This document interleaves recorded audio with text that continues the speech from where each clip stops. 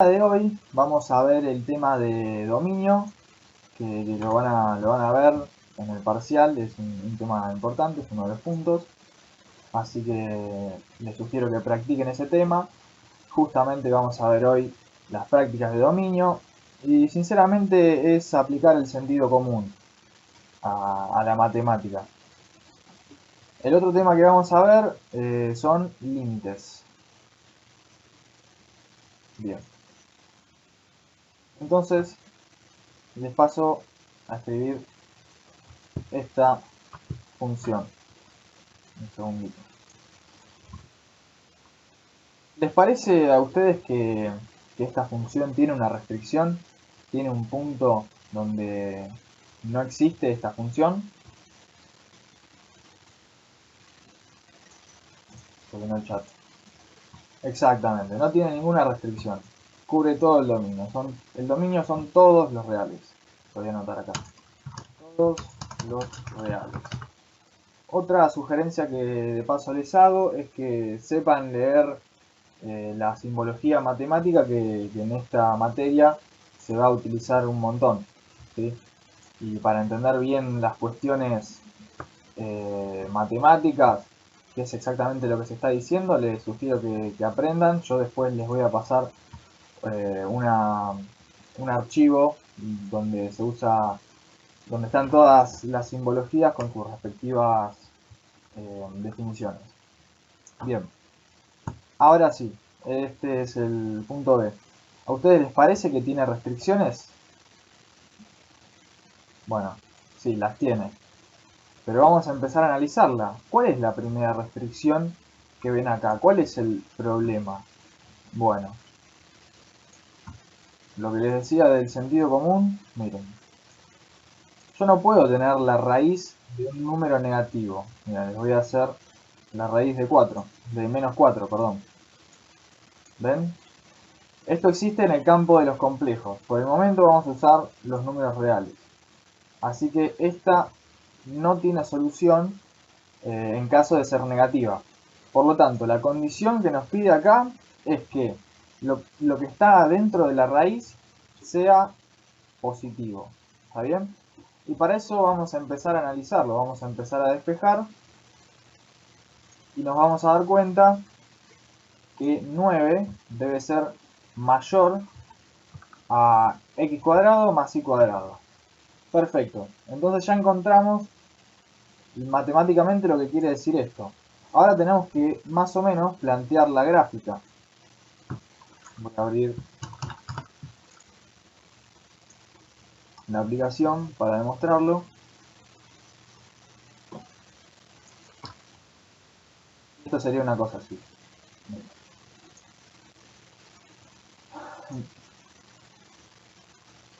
El eje de las X, el eje de las Y.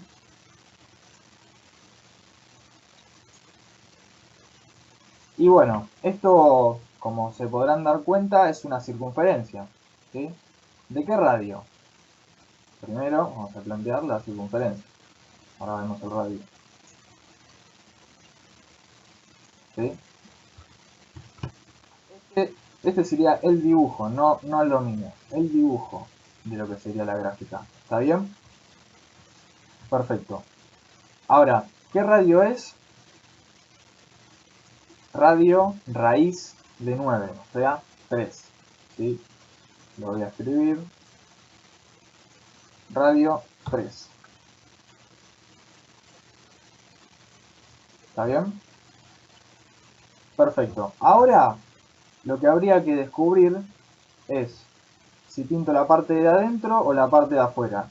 Con esto quiero decir, ¿cuál es el dominio de esta función? Bueno, para saber esto, tenemos que elegir un punto cualquiera, ¿sí? y analizar exactamente, un segundo, esta desigualdad. ¿Sí? Hay que analizar esto. Si yo elijo el punto 1, 1 que pertenece a esta parte del círculo, a la parte interior del círculo, nos damos cuenta que 9 es mayor que, en este caso, elegimos el punto 1, 1 que 2. Por lo tanto, vamos a pintar la parte de adentro.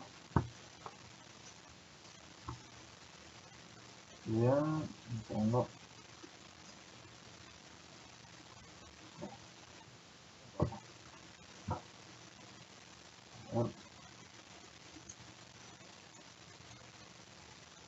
Este sería el dominio de la función, ¿sí?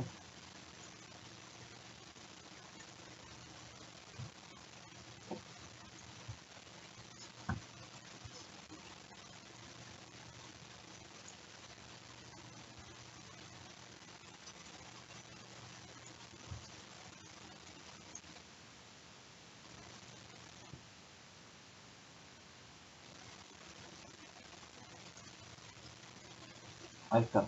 Este sería el primer punto. ¿Están todos de acuerdo? ¿Hay alguna duda? Sí, mayor o igual. Mayor o igual, está bien. O sea, puede ser cero, no hay problema. Vamos al otro punto. También con una raíz.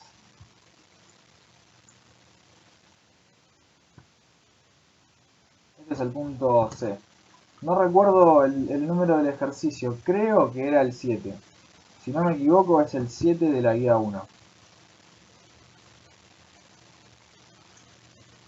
Bien.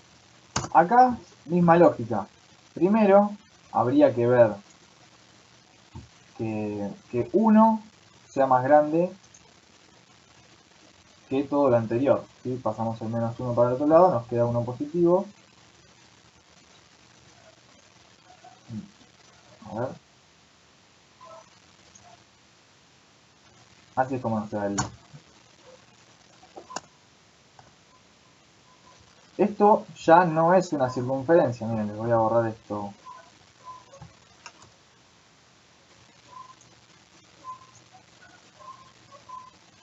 Bueno. Ahora sí. Acá lo que pasa es que tienen radios distintos, ¿ven? Ya no es una circunferencia, sino que esto tiene una forma de elipse, ¿sí? En este eje, que lo voy a marcar con lápiz, en el eje de las X va a tener un radio de 2, ¿sí? Porque es raíz de 4, y en el radio, en el eje de las Y, perdón, va a tener raíz de 25, o sea, 5. Perfecto. Ahora sí, ya podemos plantear cómo sería la gráfica.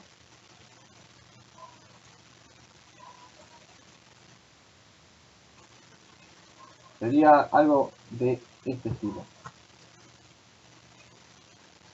Ahí está. ¿Está bien? Disculpen la desprolijidad, es para... No, lo voy a hacer de nuevo, lo voy a hacer de nuevo.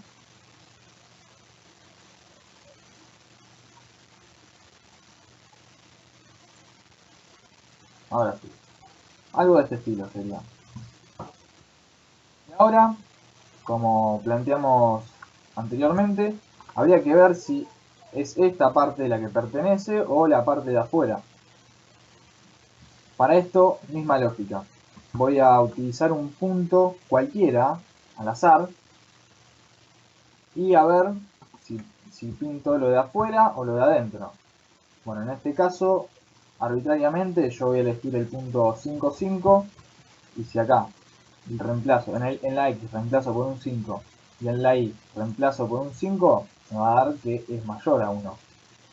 Así que voy a pintar los puntos exteriores de la gráfica. Después esto se los voy a pasar un poco mejor, que esto es nada más para hacerlo rápido y quiero que se entienda la idea.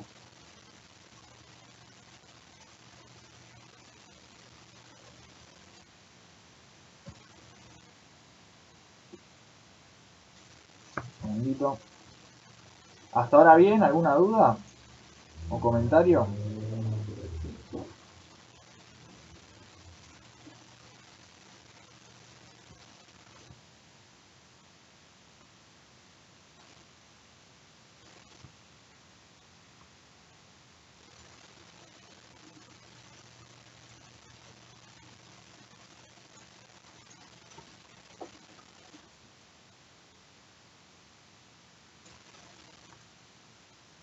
voy a dejar así, no importa, yo después lo acomodo. A ver. Bien. El siguiente punto que vamos a hacer es el F.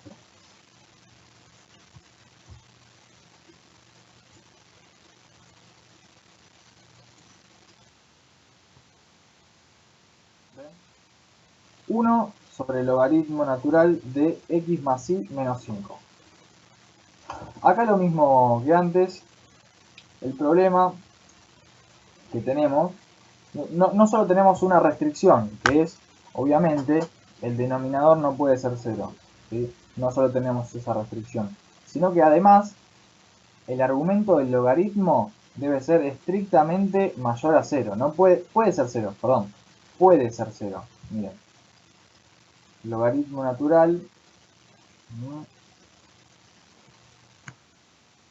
Bien.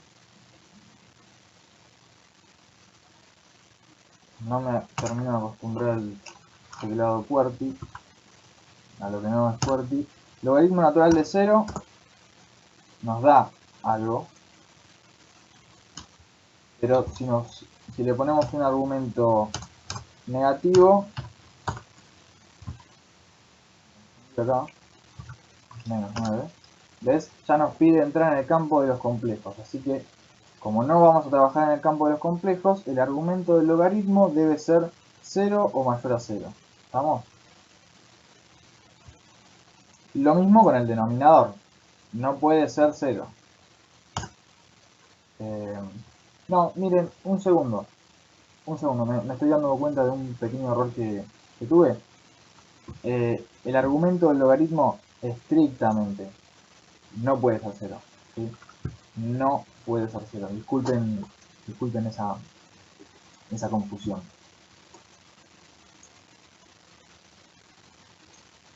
Bien. Un segundo. Voy a limpiar esta parte. Bien. Vamos a empezar a despejar.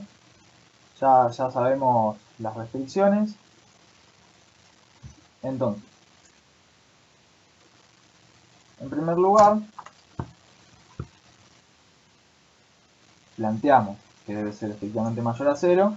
Y después simplemente le pongo el signo igual para empezar a despejar. Ahora, cuando pasa el logaritmo natural para el otro lado, pasa como e elevado a lo que está del otro lado del igual. ¿Sí? La letra e. De esta forma. ¿Estamos? Ahora, despejando un poco para que nada más nos quede x e y, pasamos el menos 5 para el otro lado como sumando, y cualquier número elevado a la 0 es 1. Así que 5 más 1 es 6. Perfecto. Ahora planteamos la recta, que si nosotros pasamos, a ver, sería x, no, sería y es igual a 6 menos x, ¿sí? Esta sería la primera recta por la que nos vamos a aproximar al gráfico de esta función. A ver.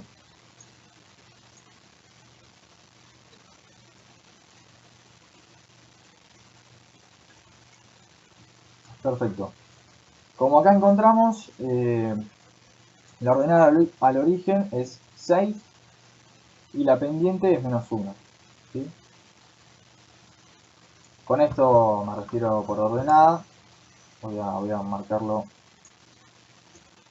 Es 6. Y la pendiente es menos 1, que es menos x. ¿Se ve ahí? Bien.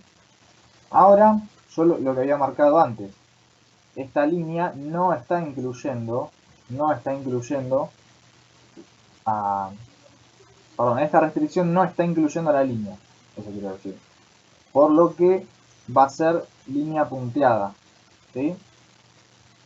Fíjense que es una línea punteada porque no incluye, no es mayor o igual, es mayor. Así que, insisto, no va a incluir a esta recta.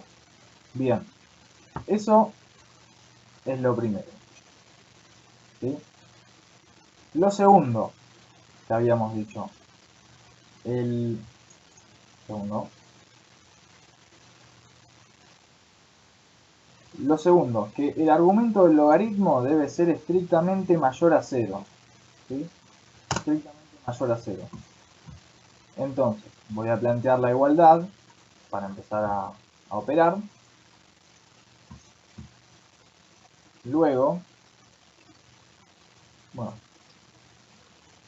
es muy sencillo. Este despeje, y nos queda que x más y tiene que ser mayor a 5. Bueno, esta es muy parecida a la anterior, muy parecida, nada más cambió la ordenada de origen, pero la recta es prácticamente la misma. Así que vamos a volver a escribirla. En este caso no es 6, sino que es 5. Bien, esta sería más o menos la recta. Pero como dije antes, la recta no está incluyendo, o sea, la restricción no incluye a esta recta, por lo que va a ser una línea punteada. ¿Estamos? Una línea punteada. Bien, miren, les voy a escribir nada más que la ecuación de la recta para que lo tengan en vista.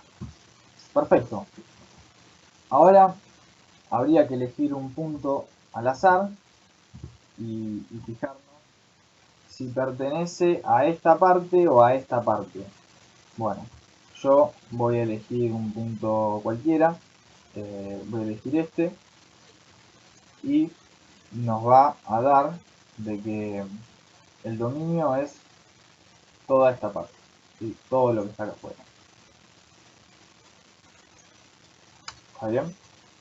Quedó bastante feo el dibujo, pero tampoco se fijen mucho, se pueden hacerlo más prolijo en sus carpetas, así que no me voy a detener mucho en esa parte. Bien.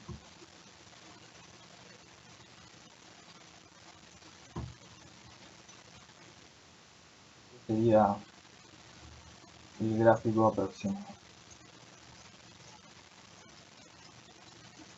Ok. ¿Todos van entendiendo? ¿Se escucha bien? ¿Tienen alguna duda?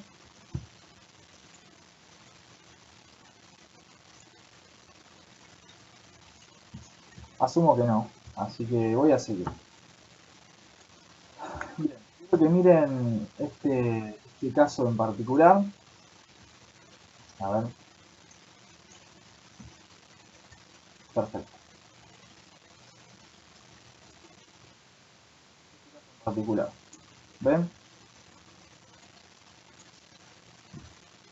Voy a, voy a borrar el gráfico.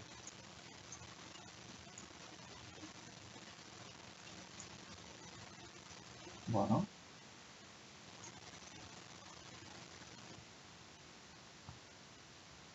Esta es la parte de arriba, es el primer ejercicio que habíamos hecho. ¿Sí? Es este. Así que el gráfico sería bastante, pero bastante parecido. Pero ¿qué tiene de más? ¿Qué tiene de distinto? Bueno, el denominador. Hay un problema con el denominador, que no puede ser 0. Esto significa que x no puede ser 0. Ahora le voy a poner el igual, no tengo a mano el símbolo distinto. Y también, al mismo tiempo, no puede ser igual a 0. ¿Sí? Estas son las restricciones. Está bien, está bien. Voy a remarcar esto porque es un error muy común en los exámenes. A todos nos ha pasado. Y cuando digo todos, me incluyo. Es una tontería, pero quiero que lo tengan en claro. Bien. ¿Qué nos dice esto? Para que sea más visual, simplemente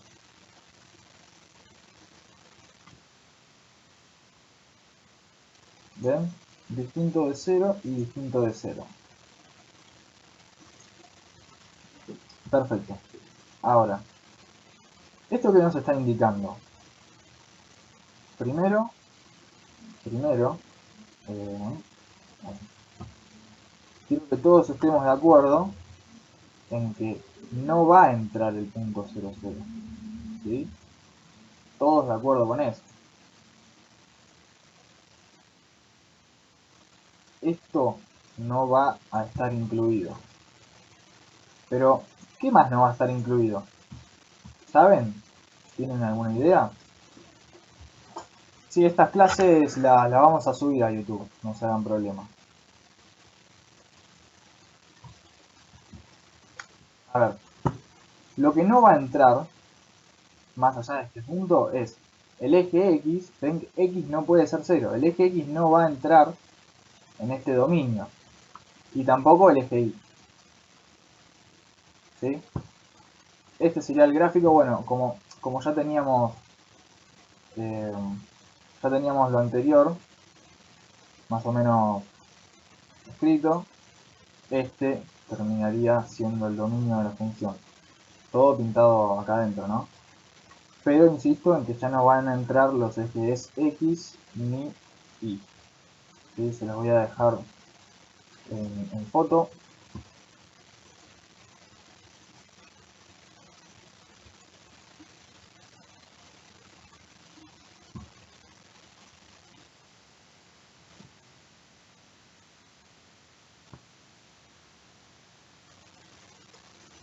Bien. Esto es muy importante, insisto. Bueno, estos son los ejercicios de dominio que el día de hoy.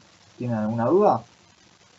Yo quiero aclarar que sí, obviamente, hay un montón más, pero son parecidos y son cuestión de intuición. No tienen nada más particular, nada más complicado. Bien, Gonza. Bueno, el límite que vamos a plantear en este caso es el límite doble. ¿Sí? Con límite doble ya no nos referimos a lo que era análisis 1. ¿Se acuerdan que en análisis 1 un límite, ponele, por ejemplo, este de acá, que es el eje X, este es el eje Y, y era por derecha o por izquierda? Pero estábamos analizando nada más que la función esta que depende de X. Bueno, ahora en análisis 2 ya no es así, sino que esta función que vemos acá se compone de X, de la variable X y de la variable Y. ¿Sí? No voy a pretender dibujarlo porque se hace complicado y no es la idea. Entonces, ya tenemos otra base para analizarlo. ¿Sí? Ya no tenemos que analizarlo desde izquierda por derecha, tenemos que analizarlo por una función, por un eje, quiero decir, y por el otro. Y a ver qué pasa. En el que pasa me refiero a que puede ser continua o puede ser discontinua. Eso es lo que tenemos que analizar en este momento. Vamos a ver. Condiciones para que sea continua. ¿Sí?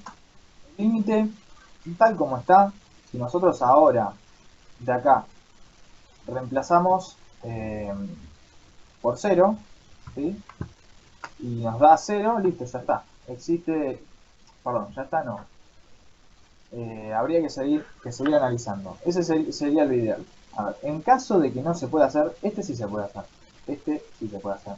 Pero imagínense que acá el denominador nos da 0 o algún otro problema, tenemos que ver qué es lo que pasa en el caso de analizarlo primero por la X, después por la Y y después plantear los métodos siguientes. ¿Sí? A ver. Entonces vamos a plantear cómo sería si primero reemplazamos en Y y después reemplazamos X. En el primer caso, ven que lo único que hice acá es separarlo. Esto es fácil. Bien. Acá ven que reemplazamos las Y por ceros y las X las dejamos como está. Bueno, ahora sí, reemplazamos las X por 0 y nos da -2. nos va a quedar nada más menos 2 dividido 1, ¿sí? Que es menos 2. Así que ya encontramos el primer, estos se llaman límites sucesivos. Ya encontramos el primer límite y nos da un valor. Ahora, lo mejor que nos podría pasar es que encontremos el otro límite sucesivo y nos dé el mismo valor.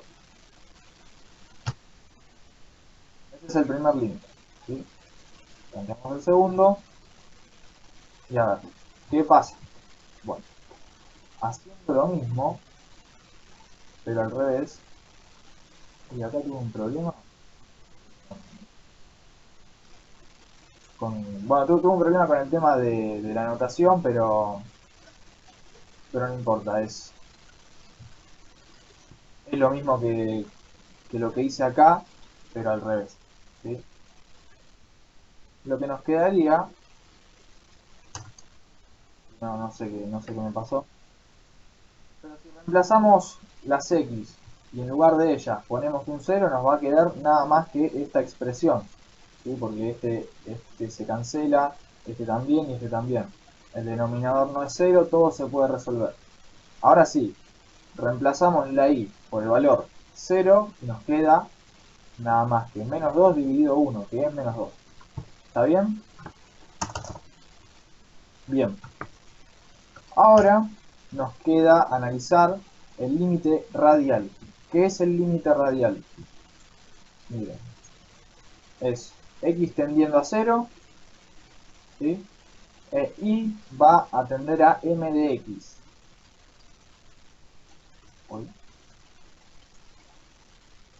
Y tiende a m de x. ¿Qué significa m?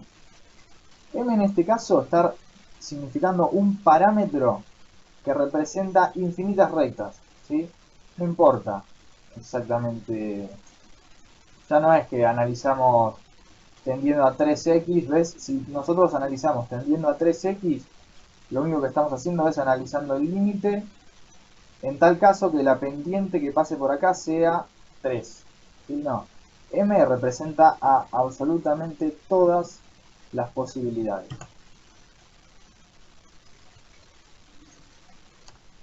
Sabiendo esto, podemos empezar a resolver. ¿Ven? Y acá lo único que nos va a pasar es que vamos a tener, sí, más letras. No significa que sea más complejo, para nada. Lo único que hice fue reemplazar, y por m de x. ¿Está bien? Ahora, vamos a simplificarlo un poco. Va a quedar esto. Perfecto. El siguiente paso, ¿cuál es? ¿Se imaginan qué podemos hacer acá? Lo que hay que hacer es sacar factor común. Sacar a la x de acá. Ahora sí podríamos empezar a trabajar un poco más fácil y que sea más visual lo que vamos a hacer. ¿Y qué es lo que vamos a hacer? Bueno, reemplazar a la x por el valor 0. Si hacemos eso, nos va a quedar nada más que menos 2 dividido 1, que es menos 2. Bueno, ¿qué observamos en todo este análisis que hicimos del límite? Observamos que los tres valores coinciden, ¿sí? O sea, el límite por un eje tiende a menos 2, el límite por el otro eje tiende a menos 2, y por las infinitas rectas también tiende a menos 2.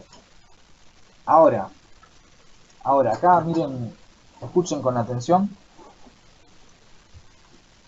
¿Podríamos afirmar que el límite existe?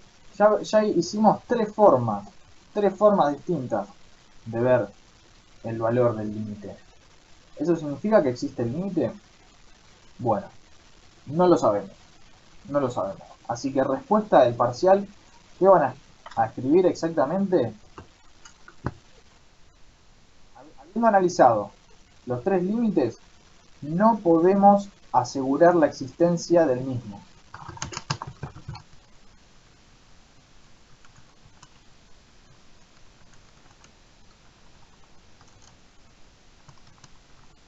¿sí? No podemos asegurar la existencia. De existir, el valor, el límite, será menos 2. ¿Sí? ¿Y por qué digo esto? ¿Por qué es que digo esto? Bueno, porque hay muchas formas de analizar el límite. Generalmente en análisis 2 nada más van a ver el límite radial o como mucho el parabólico, que el parabólico en vez de m de x es m de x al cuadrado, que en vez de rectas son parábolas. En vez de rectas así son parábolas. Esta es x, esta es m de x y esta es m de x cuadrado. Son las infinitas parábolas. ¿Ven? En este caso analizamos así, como podríamos haber analizado así, así. Y bueno, después está el límite polar y otro montón de límites que no van a ver, ni yo tampoco vi. Así que no se hagan problema, lo único que tienen que poner es que no podemos asegurar la existencia del mismo y en tal caso de existir va a ser menos 2. ¿Estamos? Bien, una última aclaración que de todas formas la hice al principio es que si yo puedo hacer esto directamente y me da un valor y tiene coherencia, no es necesario hacer todo el resto. ¿Qué quiero decir con esto? Sí, que hice todo esto para demostrarlo, nada más. No es necesario. Si no se puede hacer el límite así de una, si acá no puedes reemplazar por cero, porque te da algo incongruente, algo absurdo, entonces sí hay que hacer los límites sucesivos, el radial y si es necesario el parabólico. Pero no más que eso. ¿Está claro?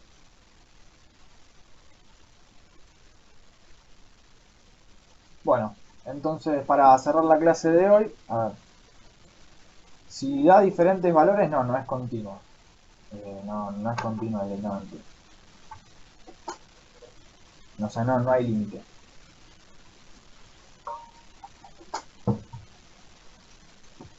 Perfecto. Bueno, otra vez les recuerdo que con Gonza nos vamos a encargar de la parte teórica que faltó. De todas formas, bueno, si tienen alguna duda en este momento, pueden plantearla.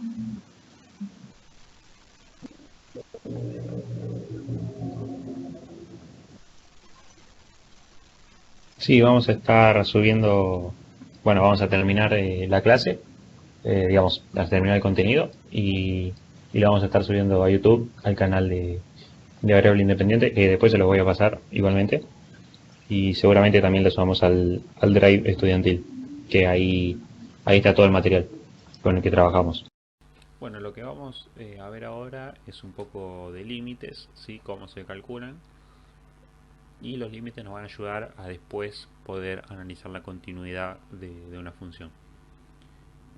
Lo que vamos a hacer básicamente es, nosotros en análisis 1 lo que hacíamos era hacer tender solo a x y eso se veía reflejado en un valor de y. Bueno, ahora vamos a trabajar con una función z que depende de x y de y. Ahí como vemos, una función z que es función de x y de y. Y más allá de la, de la definición formal de límite, que nada, calcularlo por definición, no creo que es algo que no se suele tomar en en los exámenes ni es algo muy grato. A veces queda más bien cuando uno lo explica queda menos claro o es confuso, se presta confusión porque no siempre se siguen los mismos pasos. Hay veces que puedes sumar y restar algo y hay veces eh, que utilizas otro tipo de maniobras para decir, bueno, tal cosa es mayor que otra. eh, pero bueno, así que no nos vamos a estar metiendo en los límites por definición.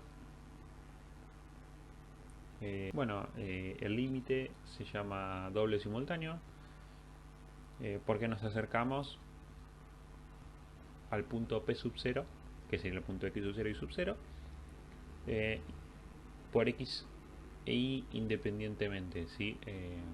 ahí dice X e Y varían simultáneamente independientemente uno del otro a la misma vez. Bueno, es conveniente recordar que si una función tiene límite en un punto, dicho límite es único, el límite es único, no puede haber más de un límite, ¿sí? Y ese valor debe obtenerse cualquiera sea la manera de tender x e y hacia x sub 0 y sub 0. ¿Qué quiere decir esto? Por ejemplo, si yo me acerco, si yo calculo el límite, no sé, con parábolas o con rectas o haciendo, no sé, así en forma de espiral, que son formas de acercarme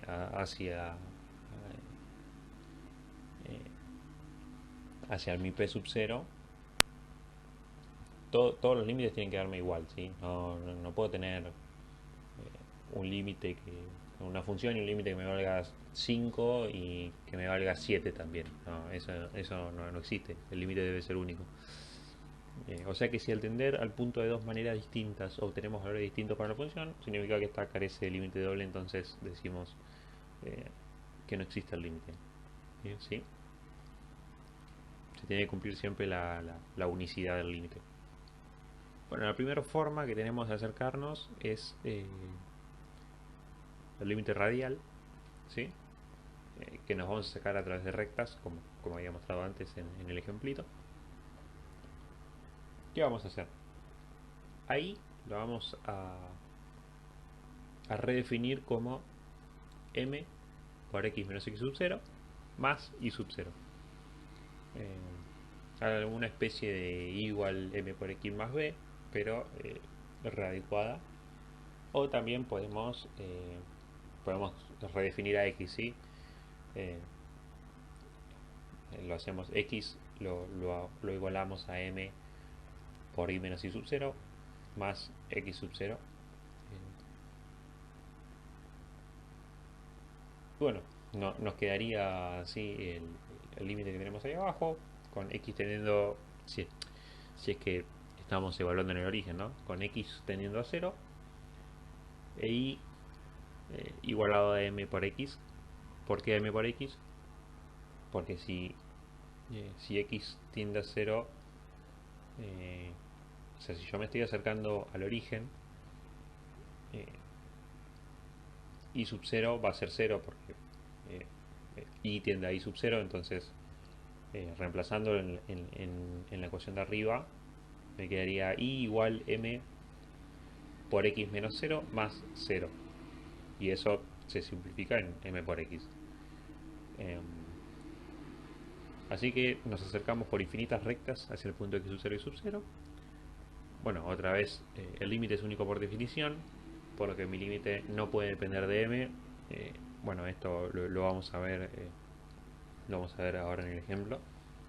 Y si el límite depende de m, el límite no existe y p sub 0 no es un punto de acumulación de mi función. Ahora lo vamos a ver bien igualmente, pero lo que me dice es que mi límite no puede depender de cuánto valga m. ¿Sí? Suponiendo que m puede tomar cualquier valor, suponiendo que a mí me queda, no sé, un medio por m, igual el límite, ¿no? Según qué valor sea m, qué número sea m, me puede quedar un medio, me puede quedar 1, me puede quedar 2, entonces el límite no sería único. Bueno, ahora un ejemplo, ¿sí? Vamos a tomar una función f de x y, una función por ramas, una función partida. Bueno, acá hay un error.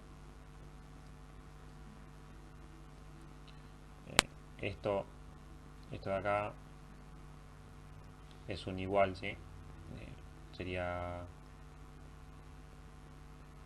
x y tendiendo al 0, 0. Bueno, eso fue un error un error de tipeo. Pero bueno, básicamente lo que nos dice es cuando x e y no están evaluados en el origen, mi función va a tomar la forma, se va a comportar eh, como lo dice eh, la parte de arriba de la rama, ¿sí? 2xy sobre x cuadrado más y cuadrado. Y cuando x e y están en el origen, básicamente esta función no está definida en el origen porque no podemos dividir por cero. Entonces no la podemos evaluar en el origen. Y esta función por ramas viene justamente eh, a salvar eso, ¿sí? Nos viene a decir, bueno, ahora sí va a estar definida en el origen nuestra función, sí tiene un valor en el origen y ese valor es cero. Entonces, ¿qué hacemos? Eh, Vamos a hacer tender, ¿sí? Vamos a evaluarlo en el origen. Nosotros tenemos que en el origen nuestra función vale cero, pero nosotros no estamos queriendo evaluarla en el origen, sino lo que estamos queriendo hacer es eh, ver qué pasa con nuestra función cuando se acerca al 0,0, no cuando es 0,0. Entonces para eso nos sirve el límite, ¿no? Eh, Como habíamos dicho antes, lo que vamos a hacer es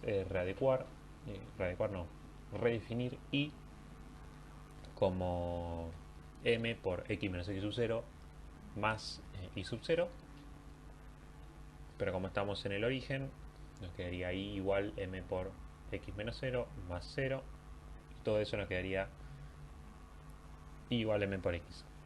Entonces planteamos la función, ¿sí?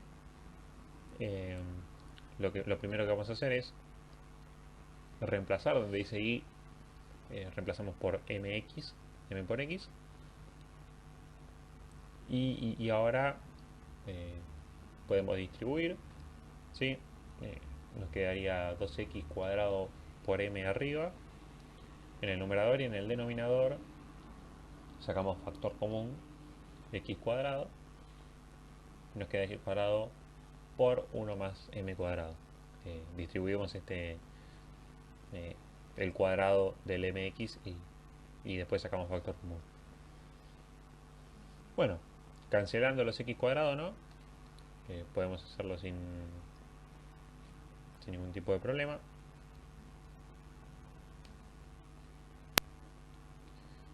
Cancelamos los x cuadrados y nos queda el límite de x tendiendo a 0 es igual a 2m sobre 1 más m cuadrado. ¿Qué significa esto? Que si, como decía antes, si a m yo le doy el valor de 3, el límite va a ser 3 sobre perdón, 6 sobre 10. Ahora si yo le doy el valor de 1, el límite va a ser de 2 sobre 2. Y ya tenemos que el límite no es único. Entonces podemos afirmar que no existe el límite. Normalmente los límites los vamos a calcular para afirmar su no existencia. Porque es muy raro, digamos, uno no puede afirmar que existe el límite. Después lo vamos a ver bien igual, pero si yo hago el límite radial y me da, no sé, 5, eso no significa que el límite existe y es 5. Debería probar por otros caminos a ver si ninguno falsa ese valor del límite. Por ejemplo, yo calculo el radial y me da 5. Después calculo no sé, el parabólico y me da 5 otra vez. Bueno, yo podría sospechar de que el límite, si existe, vale 5. Pero no puedo afirmar la existencia del límite. Lo que sí puedo afirmar en estos casos es que no existe. Y de eso se va a tratar básicamente todo lo que estemos haciendo. Bueno, es discontinuo esencial, hablando de continuidad. Eh, la continuidad lo que nos viene a decir es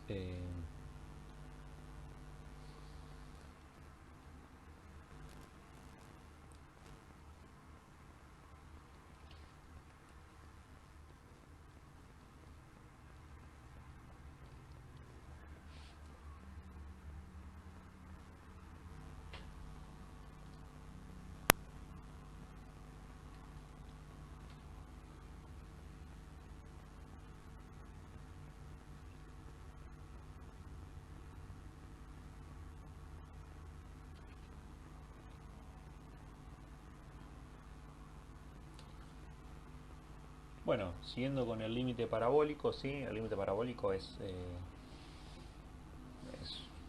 bastante parecido al radial. Lo único que vamos a hacer ahora es elevar al cuadrado la distancia entre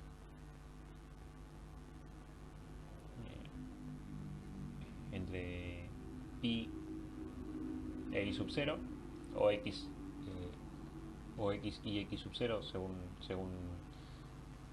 según qué variable estemos redefiniendo. Y nos quedaría, por ejemplo, si redefinimos y, nos quedaría i igual a por x menos x sub 0 al cuadrado más y sub 0. Otra vez, evaluando en el origen, no tenemos por qué evaluar siempre en el origen. Normalmente los límites los evaluamos en el origen por alguna razón, pero podría tomar otro valor, ¿sí? Si fuese, no sé, 1, nos quedaría igual a por x menos 1 al cuadrado más 1. Entonces esto que está acá no sería igual a x cuadrado, sino que iría todo, ahí hay que poner todo. Bueno, en este límite nos acercamos por infinitas parábolas, ¿sí? Está al cuadrado, recordemos eso. El límite es único por definición, por lo que mi límite no puede depender de a, es algo bastante parecido a lo del límite radial. Si el límite depende de a, el límite no existe y p sub 0 no es un punto de acumulación de f de x y. Es básicamente lo mismo que el radial, nada más que al cuadrado, podría decirse. Entonces, nada, no creo que no hace falta dar un ejemplo, es bastante igual al radial, digamos, la forma de calcularlo es exactamente la misma. Si planteamos el límite y cuando tenemos que, por ejemplo, ahora, si tenemos la función fx igual x por y, donde dice y, vamos a poner ax cuadrado, si estamos evaluando en el origen, y a partir de ahí empezamos a resolver. Es básicamente eso. Si nos queda dependiente de a, como cuando vimos el radial, afirmamos la no existencia y eso es todo. Bueno, ahora los límites iterados o sucesivos, estos son bastante útiles, la verdad. Lo que hacemos es acercarnos primero desde una variable y luego por otra variable.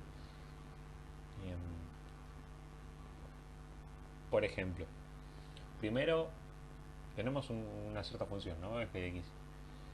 Vamos a decir, bueno, primero yo me quiero acercar por y, con y teniendo a i sub 0. Entonces lo que voy a hacer es justamente lo que está acá abajo, ¿no? Si me quiero acercar primero por y,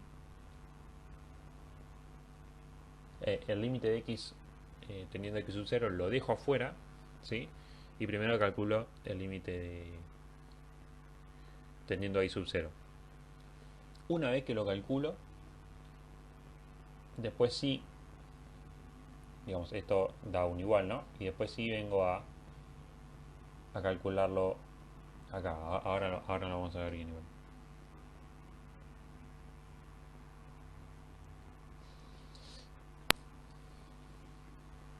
Bueno, lo que hacemos en los límites iterados o sucesivos es básicamente acercarnos primero de una variable y luego por otra, ¿sí? Bueno, acá como está en la... como tenemos acá en esta parte de la pantalla. Primero dejamos un límite afuera, digamos, nosotros hacíamos tender en los anteriores ejemplos el límite de x tendiendo, no sé, a 2 e y tendiendo a 3. Bueno, ahora lo que vamos a hacer es sacamos el límite tendiendo para y de y tendiendo a i sub 0 para afuera y primero calculamos el de x. Una vez que calculamos el de x, a ese resultado que nos dio lo vamos a evaluar en el límite de y teniendo a i sub 0 y eso nos va a dar un cierto resultado. Bueno, y después hay que hacer el camino inverso, ¿sí? O sea, si primero calculamos por y después por x, después tenemos que calcular por x y después por y. No sé si fue muy claro, bueno, y ahora lo vamos a ver en un ejemplo. Bueno, primero tenemos que el primer caso, que cuando L1 es, cuando el límite 1 es igual al límite 2, no puedo afirmar la existencia del límite. Si el límite existe, entonces suponemos que el límite 1 es igual, digamos, el límite 1 es igual al límite 2, y suponemos que... ¿Qué pasa? Ahora, toma, llévate a la perra. Vamos, Gilda. Vamos, vamos.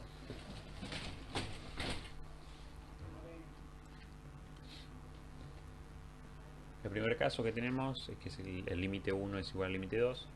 Como decíamos antes, el límite... yo no puedo afirmar la existencia de un límite porque me da igual dos caminos. Yo puedo afirmar la existencia del límite cuando ya no se cumple la unicidad, por ejemplo. Bueno, el primer caso lo que nos viene a decir es cuando el límite 1 es igual al límite 2, no puedo afirmar la existencia del límite, pero supongo que si el límite existe, entonces suponiendo que, por ejemplo, que me dio 5, el límite 1 es 5, el límite 2 es 5, bueno, podría llegar a suponer que si el límite existiese, fuese 5, pero no lo puedo afirmar, no se puede. Bueno, el segundo caso es que el límite 1 es distinto al límite 2, entonces no existe L, esta es la condición del límite debe ser único. Entonces si me acerco de una forma y me da que el límite es 5 y me acerco de la otra forma, me da que el límite es 0, bueno, no existe, porque no puedo tener dos valores distintos. Y el tercer caso, que si no existe el límite 1 o no existe el límite 2 o no existe ni el límite 1 ni el límite 2, entonces no puedo garantizar la existencia ni la no existencia del límite. Es decir, si suponiendo que a mí me queda una indeterminación, ¿no? Cuando hago el límite, o me quedo dividiendo por 0,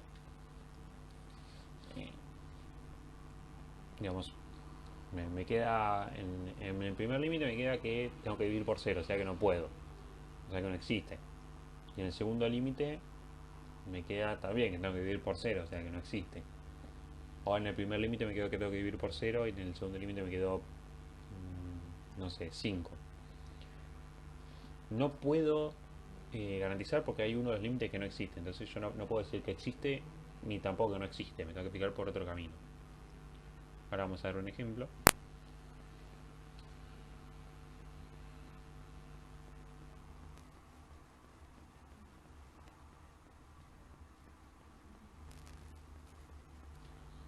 Bueno, si tenemos una función f de xy igual a x menos 3y sobre 2x más 6y. Bueno, acá ya spoileamos por un error que el límite no existe. Ahora vamos a ver por qué llegamos a esta conclusión. Lo que vamos a hacer es, bueno, primero vamos a calcular el límite con y tendiendo, evaluando en el origen, ¿no? Vamos a calcular el límite de y tendiendo a 0 y después vamos a calcular el límite de x tendiendo a 0. Entonces, en un principio planteo planteo mi función, que es x menos 3y sobre 2x más 6y, donde hice y reemplazo por 0, porque y tiende a 0. Entonces, nada, ¿no? Esto de acá me va a dar 0, esto de acá me va a dar 0. Entonces tengo que el resultado de eso sería x sobre 2x. ¿Qué tengo ahora? Ahora paso el límite de y para afuera, porque ya digamos, ese es el límite, yo ya lo calculé, y ahora calculo el de x tendiendo a 0. ¿Qué pasa acá? Muchos podrán decir, bueno, está tendiendo a 0, no puedo dividir por 0, pero no. Porque acá tengo el 2x y arriba tengo el x, entonces estas x se me cancelan y me queda un medio. O sea, el límite 1 me dio un medio. Ahora vamos a ver qué pasa cuando calculo por el otro camino. Primero calculo el límite de x, ¿sí? Tendiendo a 0. Entonces reemplazo x por 0. Me queda menos 3i sobre 6i. Y ahora calculo el límite sobre eso mismo, calculo el límite con i tendiendo a 0. Bueno, otra vez. Se me cancelan las i. Y me queda menos 3 sobre 6, que vendría a ser simplificado menos un medio. Pero como no no pueden dar distinto, el límite debe ser único, garantizo que no existe el límite, ¿sí? Y otra vez garantizamos la no existencia del límite.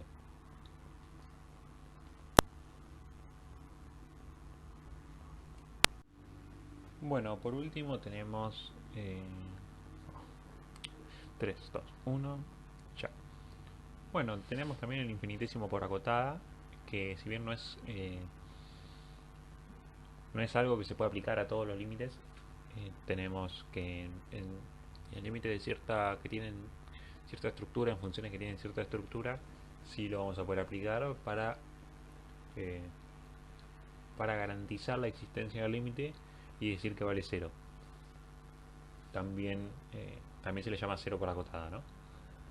Bueno, si tenemos una función f de xy que es igual a y por x cuadrado sobre x cuadrado más y cuadrado, si calculamos el límite nos dicen, bueno, calcular el límite de esto. Lo que podemos hacer es sacar la i para afuera, ¿no? Está multiplicando, ¿no? Así que no hay ningún problema. Acá lo vemos bien. Y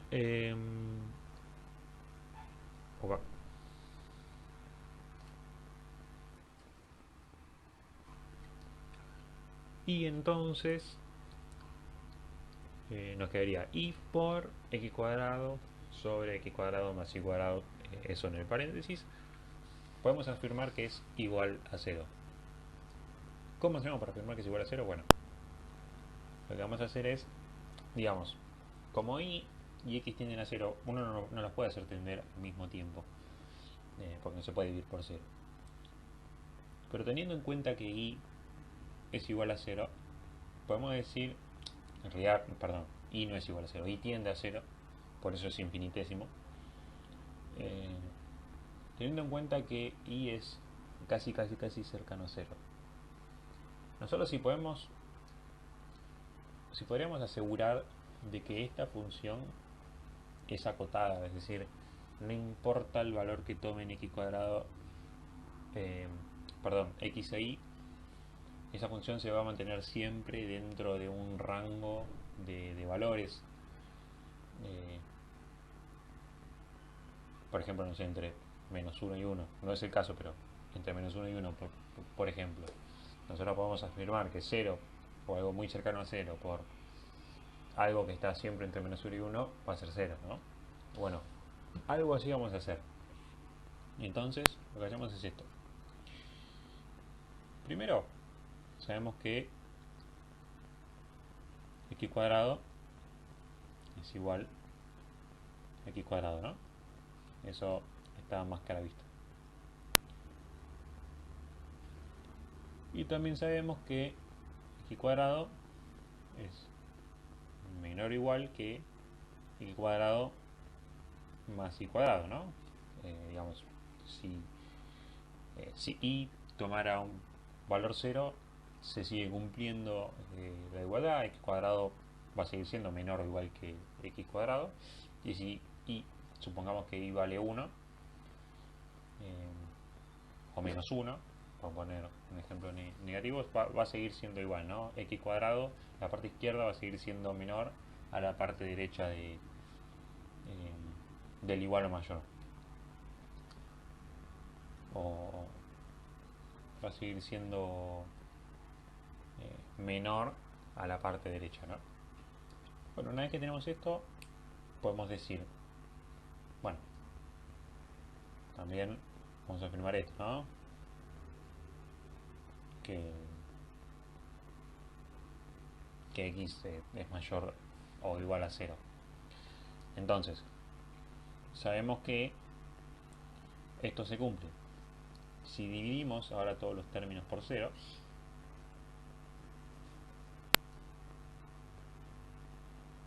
por 0 no, perdón, dividimos todos los términos, todas las partes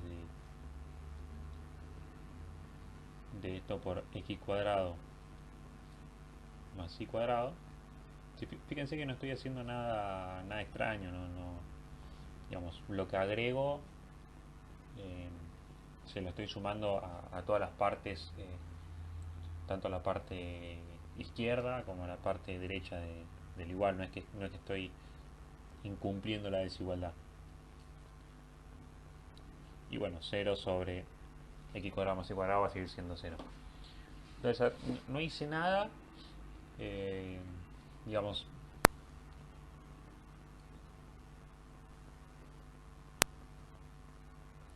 esto que está acá es exactamente igual a esto que está acá, ¿no?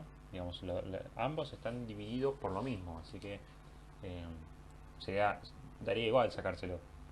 Así que no altere nada de forma anormal. Bueno, ¿qué tenemos entonces? De este lado me queda 0, sigue quedando 0. Acá me queda, bueno, x cuadrado sobre x cuadrado más y cuadrado. Y de este lado tenemos que, se simplifica, ¿no? Tenemos x cuadrado más y cuadrado sobre x cuadrado más y cuadrado, es 1. Es 1.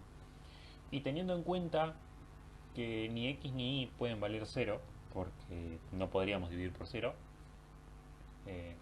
estamos en condiciones de quitar estos, estamos en condiciones de quitar los iguales, ¿no?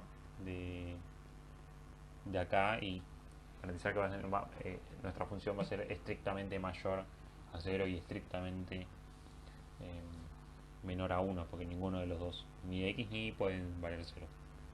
Así que acabamos de garantizar, de asegurar que estamos ante una función acotada. Digamos, lo demostramos matemáticamente. Si x cuadrado más y cuadrado es mayor a x cuadrado, o mayor o igual a x cuadrado, si lo divido todo, sin romper ninguna desigualdad, llego a la conclusión de que x cuadrado sobre x cuadrado más y cuadrado está entre 0 y 1. De hecho, lo pueden probar con la calculadora, no importa el número que pongan, la función va a estar acotada. Y bueno, la función está acotada, entonces se cumple lo que habíamos dicho anteriormente, ¿no? Tenemos que y tiende a 0 y que x cuadrado más x cuadrado sobre x cuadrado más y cuadrado es una función acotada entre 0 y 1. Y 0 por una función que está entre 0 y 1 es igual a 0. No importa, algo muy cercano a 0 por una función que está entre 0 y 1, no importa cuál sea el valor, va a ser igual a 0. Así que este es el procedimiento del infinitesimal por acotada. Hay otros ejemplos, hay otras formas. Hay una función acotada, las funciones seno, coseno, 1 sobre seno, 1 sobre coseno normalmente son acotadas. Van a encontrar en muchos ejemplos esas formas, y está bueno que se las puedan aprender y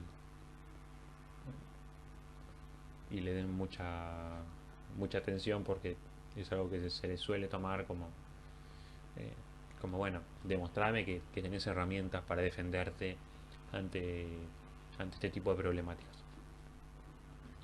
Bueno, y para finalizar lo que vendría a ser los límites, tenemos la propiedad de los límites dobles, bastante parecidas a lo que eran los límites comunes, ¿no? Los límites solo con la x cuando trabajamos en una función y que depende de x. Bueno, tenemos que el límite de la suma de funciones es la suma de los límites de ellas. Tenemos una función eh, que se llame f' de xy más una función f' de xy. Es lo mismo que calcular el límite de f' más el límite de f'. Sumamos los límites y eso va a ser el límite de la suma de funciones. Bueno, lo mismo con la resta. Se comporta, la resta es un caso particular de la suma, así que se comporta de la misma manera. Después tenemos que el límite de producto de funciones es el producto de los límites de ellas, así que también se podrían separar. Y bueno, tenemos que el límite de cociente de funciones es el cociente de los límites de dichas funciones, siempre que el límite del denominador sea distinto de 0. Es decir, siempre que mi f'' no me dé 0, que el límite de f'' no sea 0, porque por 0 no se puede dividir. Ahí está bien descrito. Voy a poder utilizar esta propiedad. Es básicamente que podemos separar, ¿no? Si tenemos una suma de límites, una suma de funciones la podemos separar, una resta de funciones la podemos separar, una multiplicación la podemos separar y una división la podemos separar. Puede llegar a ser más fácil el cálculo. Bueno, y para ir concluyendo, estamos con la parte de continuidad, ¿no? Continuidad de una función en un punto determinado, continuidad de f en p sub 0, como dice acá. Nada, los límites nos van a dar son una herramienta para que nosotros podamos analizar la continuidad de una función. Bueno, sea una función z, f de x, y con dominio en los reales, y sea p sub 0 determinado punto, x sub 0 y sub 0, nuestra función va a ser continua en el punto. Bueno, primero que nada, si nuestra función está definida en ese punto, es decir, si existe f en x sub 0 y sub 0.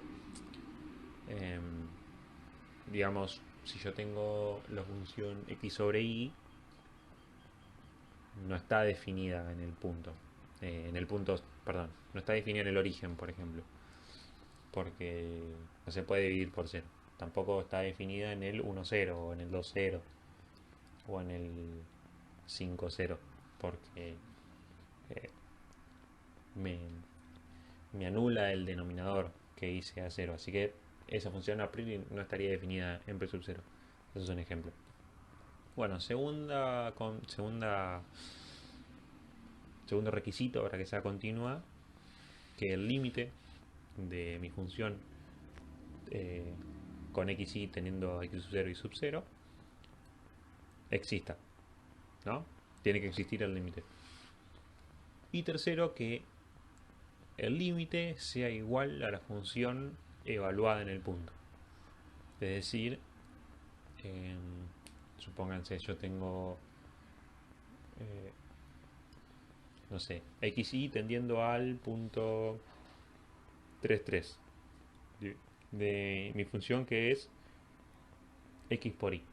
Entonces, si yo hago el límite de eso y reemplazo, me va a dar que el límite de mi función cuando xy tiende a 3,3 va a ser igual a 9.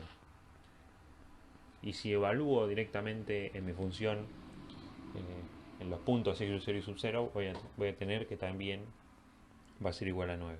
Digamos, el límite de x por y cuando x e y tienden a 3 es igual a mi función evaluada en el 3,3. Bueno, es un ejemplo medio trivial, pero sirve. Bueno, va a ser discontinuo evitable cuando exista el límite, ¿sí? Que yo puedo calcular el límite y es único, y afirmo que existe el límite, pero cuando no existe la función, cuando la función no está definida en ese punto.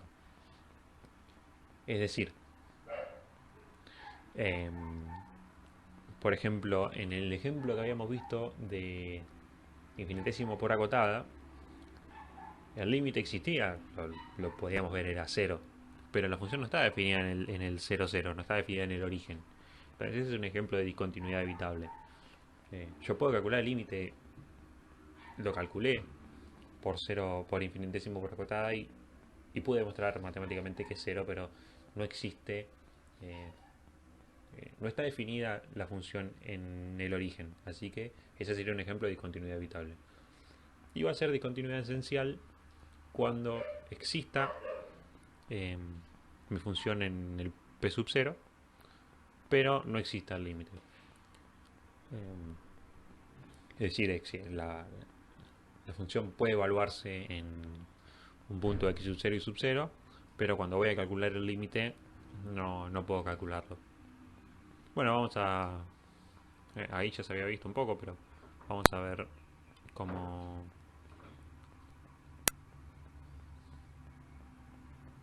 Bueno, ahí ya se había visto un poco, pero ahí vamos a ver, dentro de los ejemplos que habíamos visto, cuáles eran discontinuas, qué tipo de discontinuidad eran, ¿no? Bueno, volviendo a este ejemplo, uy, volviendo al ejemplo del límite radial, tenemos que existe, ¿no? Acá tenemos, ahora, tenemos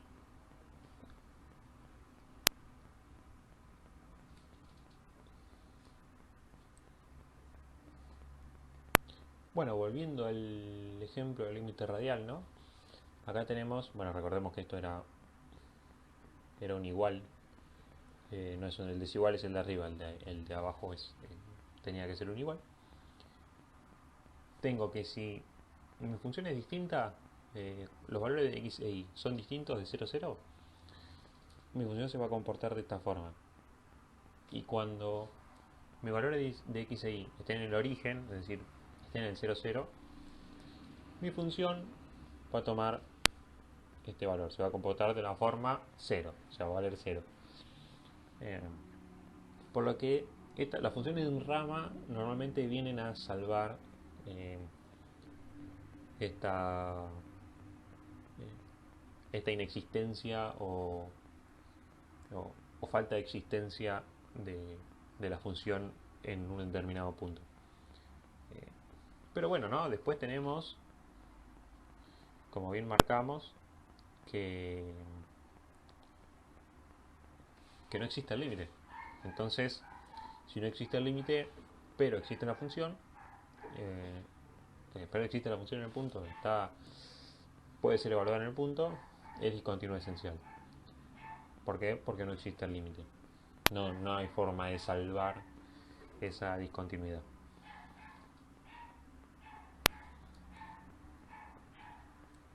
Bueno, en los sucesivos tenemos también que, bueno, en el punto no está, aunque en el 0, 0 no puede evaluarse, tampoco existe el límite. Así que no sería salvable. Entonces, nosotros esta función la podríamos salvar haciendo esto, ¿no? Diciendo que esto se comporta de esta manera cuando x e y es distinto del 0, 0 y que va a valer 0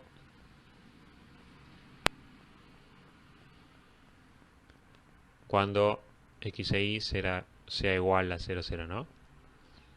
Digamos, si yo hago eso, listo, ya está, ya existe la función en el punto, puede ser evaluada. Pero como no existe el límite, no hay forma de salvarlo, así que sigue siendo discontinua esencial.